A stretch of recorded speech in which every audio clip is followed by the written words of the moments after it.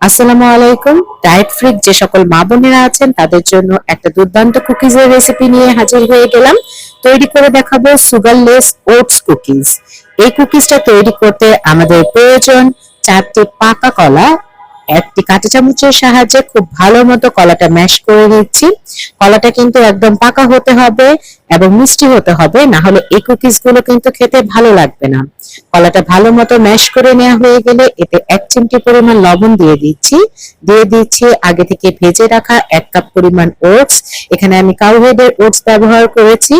সাথে দিয়ে দিচ্ছি 1 টেবিল চামচ পরিমাণ পাম্পকিন সিড, 1 টেবিল চামচ পরিমাণ সানফ্লাওয়ার সিড, 1/2 টেবিল চামচ পরিমাণ ফ্লেক্স সিড, 1/2 টেবিল চামচ পরিমাণ সেসেমি এবং দিয়ে দিচ্ছি 1/2 টেবিল চামচ পরিমাণ কিশমিশ। সবকিছু একত্রে খুব ভালো মতো মিক্স করে নিয়ে এখান থেকে 1 টেবিল চামচ করে মিক্সচার নিয়ে একটি বেকিং ট্রে এর উপর রেখে দিচ্ছি এবং এটাকে বেক করতে হবে 200 ডিগ্রি সেলসিয়াস টেম্পারেচারে 20 থেকে 25 মিনিটের জন্য।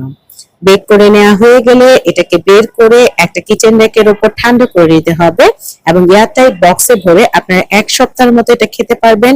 এই কুকিজ তৈরির প্রতিটা জিনিস আপনারা আমাদের ফেসবুক পেজে আমি বেকিং বক্সে পেয়ে যাবেন। ক্রয় করতে এখন ইনবক্স করুন। ধন্যবাদ সবাইকে। আসসালামু আলাইকুম। ডায়েট ফ্রিক যে সকল মা বোনেরা আছেন তাদের জন্য একটা দুর্দান্ত কুকিজের রেসিপি নিয়ে হাজির হয়ে গেলাম। তৈরি করে দেখাবো সুগারলেস ওটস কুকিজ। এই কুকিজটা তৈরি করতে আমাদের প্রয়োজন 4টি পাকা কলা। একটি কাঁটা চামচের সাহায্যে খুব ভালো মতো কলাটা ম্যাশ করে নিচ্ছি। কলাটা কিন্তু একদম পাকা হতে হবে এবং মিষ্টি হতে হবে, না হলে এই কুকিজ গুলো কিন্তু খেতে ভালো লাগবে না। কলাটা ভালো মতো ম্যাশ করে নেওয়া হয়ে গেলে এতে 1 চিমটি পরিমাণ লবণ দিয়ে দিচ্ছি আগে থেকে ভেজে রাখা 1 কাপ পরিমাণ ওটস। এখানে আমি কাউহেডের ওটস ব্যবহার করেছি।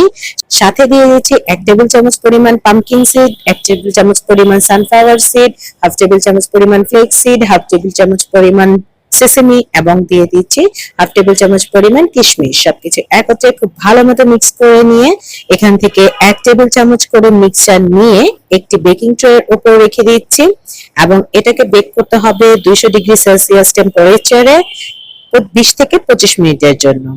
বেক করে নেওয়া হয়ে গেলে এটাকে বের করে একটা কিচেন র্যাকের উপর ঠান্ডা করে দিতে হবে এবং এয়ারটাইট বক্সে ভরে আপনারা 1 সপ্তাহের মতো এটা খেতে পারবেন। এই কুকিজ তৈরির প্রতিটা জিনিস আপনারা আমাদের ফেসবুক পেজে আমি বেকিং বক্সে পেয়ে যাবেন। ক্রয় করতে এখন ইনবক্স করুন। ধন্যবাদ সবাইকে।